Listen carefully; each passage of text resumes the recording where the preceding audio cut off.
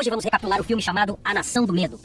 20 anos se passaram desde que a Segunda Guerra Mundial terminou com o fracasso da invasão aliada na Normandia. Hitler, triunfante, declarou vitória sobre a Europa e o Império Britânico, enquanto os Estados Unidos se retiraram do conflito europeu. No leste, apenas os russos continuavam lutando uma cruel guerra de guerrilhas. Os esforços americanos se concentraram em vingar Pearl Harbor, o que foi alcançado com a vitória sobre o Japão no verão de 1945. O general Eisenhower retornou da Europa diretamente para os Estados Unidos, enfrentando uma aposentadoria humilhante. Em 1947, o rei Eduardo e a rainha Wallis assumiram o trono britânico. Winston Churchill, que quase não sobreviveu à Normandia, morreu exilado no Canadá em maio de 1953. Nos anos seguintes à guerra, os países da velha Europa foram gradualmente incorporados ao vasto império nazista da Germânia. Albert Speer, o arquiteto do Führer, construiu um monumento aos 1000 anos do Reich. Berlim, a capital da Germânia, tornou-se um paraíso para os nazistas, com a SS transformada em uma força policial pacífica que patrulhava ruas limpas e tranquilas. No final da década de 1950, Hitler conseguiu impor uma imagem mais civilizada do Reich, embora as notícias e informações continuassem sendo fortemente controladas. No início dos anos 1960, a guerra com a União Soviética se prolongava. Hitler, desesperado, precisava concluir uma paz formal com os Estados Unidos e moldar uma aliança contra os russos, ainda liderados por Joseph Stalin, agora com 85 anos. O Führer vislumbrou esperanças no final de 1960 com a eleição de Joseph Kennedy como presidente dos Estados Unidos, acreditando que finalmente havia alguém com quem pudesse negociar. Agora, em 1964, pela primeira vez em 20 anos, as fronteiras da Germânia se abrem aos americanos. A imprensa mundial foi convidada para as celebrações do 75º aniversário do Führer em 20 de abril, e há rumores de que o presidente Kennedy comparecerá a uma conferência entre líderes americanos e germânicos. Uma aliança com a América garantiria a invulnerabilidade da Germânia. No entanto, circulam rumores que podem pôr em perigo os planos de Hitler. Histórias sobre algo terrível ocorrido na Alemanha durante a guerra sugerem que a versão oficial nazista sobre o deslocamento de judeus e outras minorias para o leste não era verdadeira. Há suspeitas de que o Reich continua cometendo atrocidades. Na Nova Berlim, a televisão, o rádio e os jornais são controlados pelo Ministério da Informação, e ninguém se atreve a fazer perguntas sobre esses assuntos delicados. Em um bosque próximo a Berlim, um jovem cadete da SS chamado Hermann Jost presenciou alguns homens do governo deixando algo no lago. Depois que eles se foram, Hermann se aproximou e encontrou um corpo flutuando na água. Mais tarde, Xavier March, um major da SS em Berlim, recebeu uma ligação solicitando que investigasse o achado. Antes de ir, Xavier passou um tempo com seu filho Pili em casa. Ao chegar ao local, Xavier foi recebido por outros oficiais aliados, que lhe entregaram o depoimento escrito de Hermann Jost sobre o que ele tinha visto. Xavier conversou com o Dr. Eisler, o médico legista responsável pelo caso. Porém, não foi possível obter mais detalhes naquele momento, pois seria necessário realizar a autópsia do corpo encontrado no lago.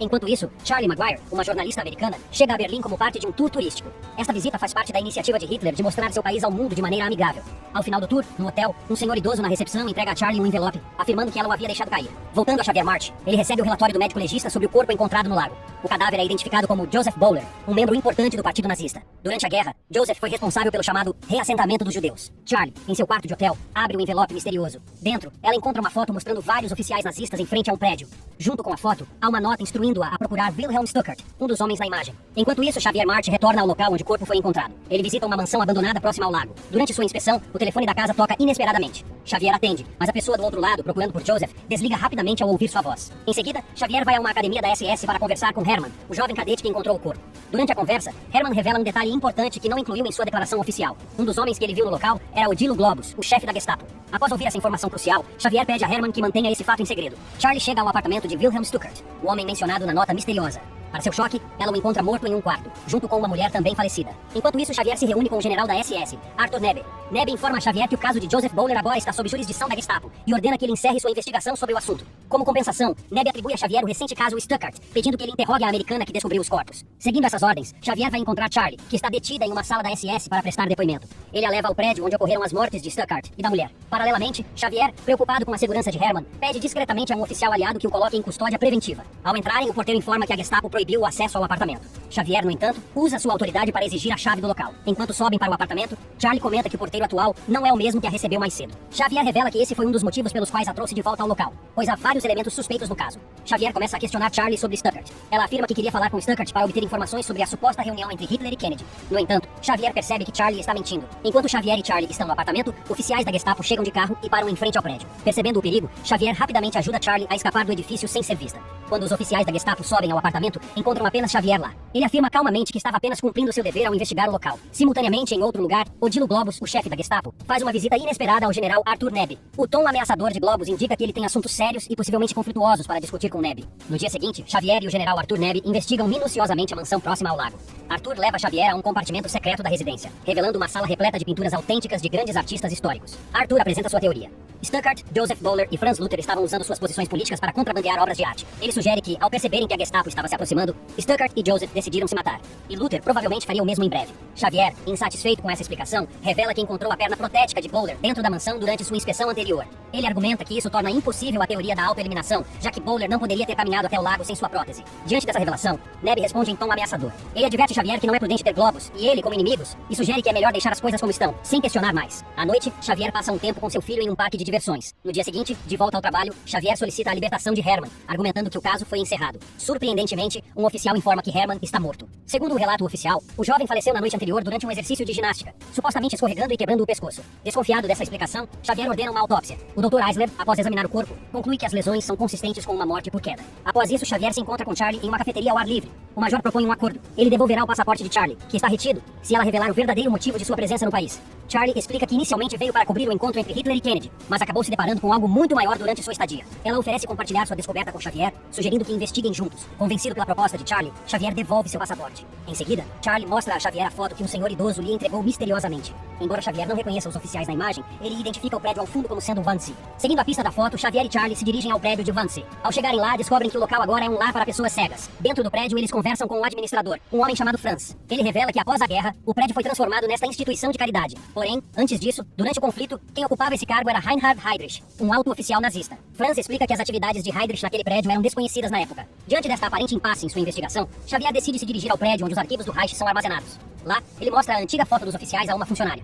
Após consultar diversos documentos, a funcionária informa que todos os homens da foto eram membros importantes do partido nazista. De acordo com os relatórios, todos eles haviam sido declarados mortos. Esta revelação alarma profundamente Xavier. Ao retornar e encontrar Charlie, Xavier ordena que ela deixe Berlim imediatamente, pois considera a situação muito perigosa para ela. Ele então revela a Charlie que todos os homens da foto misteriosamente morreram, exceto um, Franz Luther. Mais tarde, em seu quarto de hotel, a jornalista recebe um buquê de flores acompanhado de um cartão. Nele, há um convite para encontrar-se em uma estação de trem, assinado com o nome Luther. Dentro do trem, Charlie descobre que o velho senhor do hotel é a mesma pessoa conhecida como Luther. Porém, infelizmente, um oficial nazista que estava do lado de fora do trem reconheceu Luther, alertando imediatamente todas as unidades sobre sua localização. O velho pede ajuda a Charlie para desertar para os Estados Unidos. Em troca, ele promete contar-lhe a história do século. Luther explica que ele detém o maior segredo da Segunda Guerra Mundial. Segundo ele, todos aqueles que também tinham conhecimento desse segredo foram assassinados pela Gestapo, restando apenas ele como a única testemunha sobrevivente. Ao chegarem à próxima estação, Luther é reconhecido e imediatamente perseguido pelos policiais nazistas. Em sua tentativa de se defender, Luther saca sua arma, mas acaba sendo morto no confronto. Nesse momento, Xavier também chega ao local. Ele avista Charlie e fica visivelmente irritado com ela por não ter deixado Berlim como ele havia ordenado. Xavier rapidamente a leva para dentro de seu carro, afastando-a da cena do crime antes que ela possa ser questionada. Em outro local, Odilo Globus visita o escritório do general Neb. Globus reclama com Neb que queria que Luther fosse capturado vivo, mas Neb responde que Luther acabou sendo morto em uma ação de legítima defesa. Além disso, Globus se mostra alarmado com a notícia de que uma jornalista americana foi vista com Luther. No entanto, Neb finge não saber nada a respeito dessa informação. Enquanto isso, Charlie mostra a Xavier os documentos que Luther lhe entregou antes de sua morte. Esses papéis incluem duas fotos, uma de Luther e outra de uma mulher desconhecida. Por outro lado, a funcionária que havia ajudado Xavier com os arquivos anteriormente é interrogada por um oficial da Gestapo. Durante o interrogatório, ela revela tudo o que aconteceu. No dia seguinte, Xavier, juntamente com Charlie, investiga os arquivos pessoais de Luther, que foram obtidos por um colega da SS. Ao analisar esses documentos, eles encontram o endereço da mulher da fotografia. Pouco depois, Charlie visita a residência de Anna, a amante secreta de Luther. Anna estava esperando por uma americana, então não se surpreende com a chegada de Charlie. Ela pergunta onde está Luther, e Charlie responde que ele está na embaixada americana, tendo solicitado seus documentos. Diante disso, Anna entrega os documentos a Charlie. Anna então começa a sonhar com sua futura viagem aos Estados Unidos, dizendo que a única coisa que a incomodaria seriam os judeus. Ela então revela a Charlie que não houve reassentamento na Alemanha, e que os nazistas, na verdade, mataram os judeus em massa durante a guerra. Homens como Stuckart ajudaram a encobrir esses crimes. Assustada com essa revelação, Charlie se retira da residência, dizendo que um carro a buscaria mais tarde. Ao deixar o local, ela corre pelas ruas, e Xavier, sem entender o que está acontecendo, vai atrás dela. Ele a alcança em um parque, onde Charlie lhe mostra os documentos obtidos. Xavier fica visivelmente aflito ao ver as atrocidades cometidas contra os judeus pelo seu próprio governo. Charlie então explica que os oficiais da foto de Wannsee eram os responsáveis por orquestrar esses crimes, e ao matá-los, ninguém saberia dos horrores, deixando Hitler livre para negociar de forma amistosa com Kennedy. Diante da reação de Xavier, Charlie propõe que ele a acompanhe aos Estados Unidos, levando também seu filho, como forma de escapar desse regime opressor. À noite, Xavier liga para sua ex-esposa e a convence a se encontrar com ele em seu apartamento. Essa é uma tática de distração para que Xavier possa invadir a casa e levar seu filho Billy consigo. Enquanto isso, Charlie comparece ao grande salão, onde o Führer e o presidente Kennedy se reuniriam perante uma grande multidão. Lá, ela encontra um colega jornalista e lhe entrega os documentos comprometedores, para que ele os mostre ao presidente americano a tempo. Nesse momento, Hitler chega ao salão. Enquanto isso, Xavier descobre que seu filho o havia delatado para a Gestapo, dizendo que seu pai estava doente e precisava de ajuda. Globus, juntamente com outros oficiais, chega ao local. Xavier consegue escapar pela parte de trás da casa. Ele mata um agente da Gestapo, mas acaba sendo mortalmente ferido. Ainda assim, Xavier consegue manter o equilíbrio e escapar em uma bicicleta. Enquanto isso, no grande salão, o colega jornalista de Charlie consegue entregar as provas comprometedoras ao embaixador americano, que as leva imediatamente para o carro presidencial. Ao ver as imagens chocantes dos crimes cometidos contra os judeus, o presidente Kennedy abandona o evento de imediato, juntamente com sua comitiva. Minutos depois, Charlie chega ao parque onde havia combinado de se encontrar com Xavier. Enquanto ela aguarda, o major luta para chegar ao local. Xavier para em uma cabine telefônica e liga para seu filho Billy. Ele diz que o que acabou de acontecer não é culpa de Pili e o incentiva a ser uma pessoa independente, sem se deixar manipular pelos outros. Após essa ligação, Xavier cai ao chão e morre lentamente. Então descobrimos que o narrador do filme é o próprio Pili, já adulto. Ele conta que Charlie ficou esperando no parque, mesmo tendo a oportunidade de escapar, até que a Gestapo finalmente a encontrou. Pili explica que, sem a aliança americana, o governo de Hitler desmoronou, acabando com seu reinado totalitário. Ele recorda com carinho as lições que Xavier lhe ensinou, demonstrando orgulho em seguir os passos de seu pai.